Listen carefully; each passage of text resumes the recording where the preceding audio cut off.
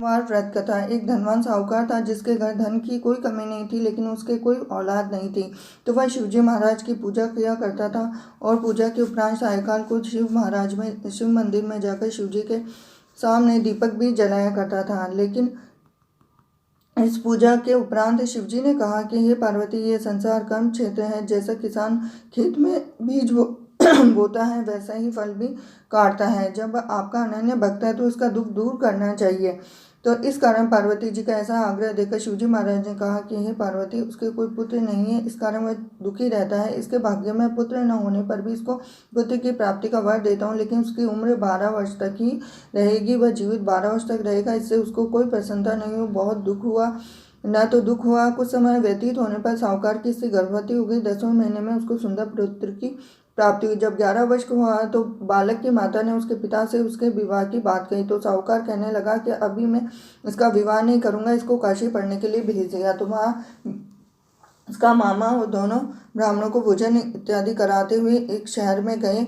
शहर में राजा की कन्या का विवाह हो रहा था। तो कहीं वर देख को कन्या के माता पिता विवाह में किसी भी प्रकार की अड़चन न कर दे, इस कारण अति सुंदर सेठ के लड़के को देखा और उसके साथ उसका विवाह कर दिया। फिर उस लड़के को वर के रूप में वर के पिता ने सोचा कि यदि विवाह कार्य भी इसी लड़के से करा लिया जाए तो क्या बुराई है। ऐसा विचार कर लड़के को तो उन्होंने स्वीकार कर लिया और विवाह कार्य भी बहुत अच्छी तरह से संपन्न हो गया। परंतु जिस समय लड़का जाने लगा तो राजकुमारी की चुनरी के पल्ले पर लिख दिया कि मेरा विवाह इसके साथ नहीं हुआ है। तब वह काशी जी पढ़ने गया और राजकुमारी के माता पिता ने अपनी कन्या को विदा नहीं किया और बारात वापस चली गई।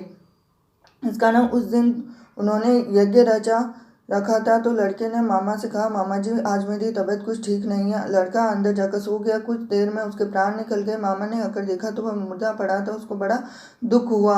इस कारण उसने सोचा कि अगर मैं रोना पीटना मचा दूंगा तो यज्ञ का कार्य भी अधूरा रह जाएगा। उसने जल्दी से यज्ञ का कार्य संपन्न किया। संयोग से उसी समय शिव पार्वती उधर से जा रहे थे। जब उन्होंने जोर से रोने की आवाज़ सुनी तो पार्वती जी कहने लगी कि महाराज, कोई दुखिया रो रहा है।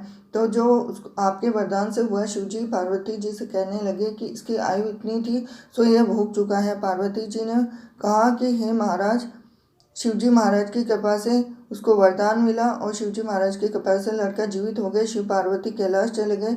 तब वह लड़का मामा उसी प्रकार से यज्ञ करते, ब्राह्मणों को दान देते और रास्ते में उसी शहर में आए जहाँ उसका विवाह हो रहा था। वहाँ आकर यज्ञ आरंभ किया और उस लड़की के ससुर ने उसे पहचान लिया।